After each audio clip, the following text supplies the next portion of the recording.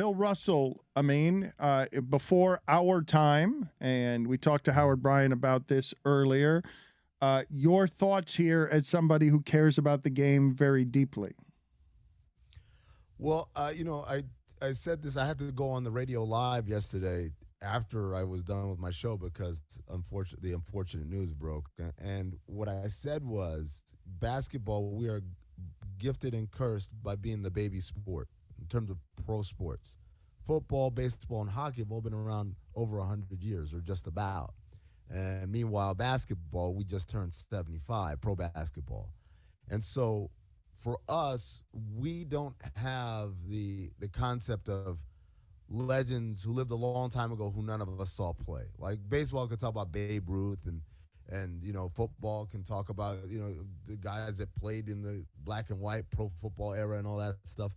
But basketball, our legends walk among us. They're living history. But as a result, we have to watch them pass away. I looked this up, and of the top 75 players in NBA history, 11 of them have died in the last 10 years. That's 15% of the greatest players to ever play the game have passed away in the last 10 years. So when you talk about Bill Russell, who the Finals MVP trophy is named after, you're talking about the greatest winner in professional sports history. You're talking about the first black head coach in professional sports history. You're talking about a man who made an indelible impact on, if you just look at his civil rights track record, you would say, what a great life this man has led. And then, oh, by the way, he's also the greatest winner in professional sports history. It's like, wait, what?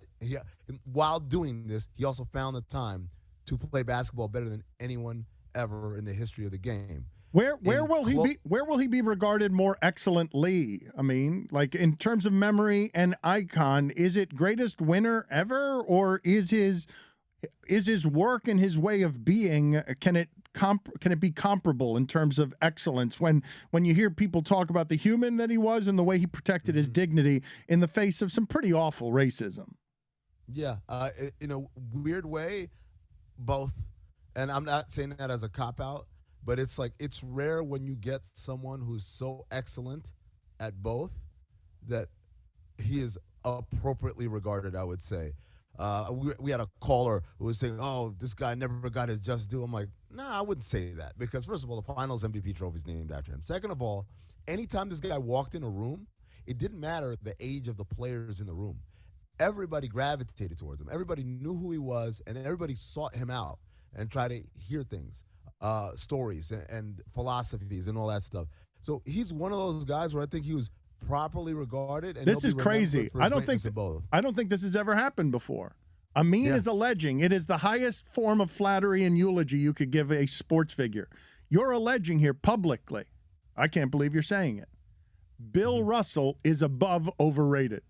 He cannot be touched by the smear of overrated. You're not allowed. I didn't know there was such a thing. You're saying that I'm not allowed to call him overrated. No one is. You can't. I mean, it's dude played 13 years in the league. He went to the finals 12 times. He won 11 of them. In closeout games in his life, including college and the NCAA tournament, including the Olympics, and including closeout games and game sevens in the NBA, he was 21-0. He never lost a closeout game.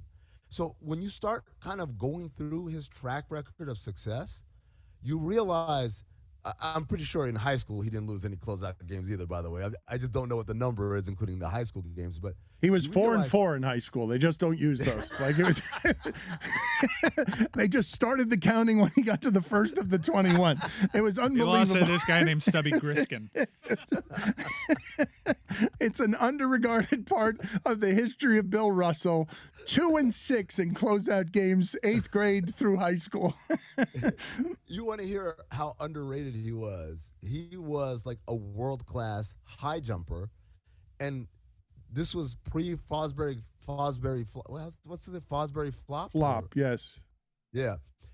So he literally used to just dive headfirst above the bar. He was the first person to clear 7 feet, I want to say, in high jump. One of the guys that he competed against in high school was this dude named Johnny, and Johnny was talking about, oh, this guy's great, whatever. And then Johnny went on to have a career in music. His name's Johnny Mathis. This dude named Johnny. You know, the dude, he really had like a mythical level life. And again, I think the cool thing was he was around. You go to All-Star weekends, you go to the NBA Finals. He was at all these events. The players were always talking to him, and he was up to date on the current game. He wasn't like a lot of, jaded, retired guys talking about, oh, the game is terrible, whatever. He was still very up to date with the current game and was engaging with players. Brian Scalabrine told me a story about him sitting next to him on a flight and for a cross-country flight. And Bill Russell just told him stories about, like, mind games with Wilt Chamberlain and stuff like that.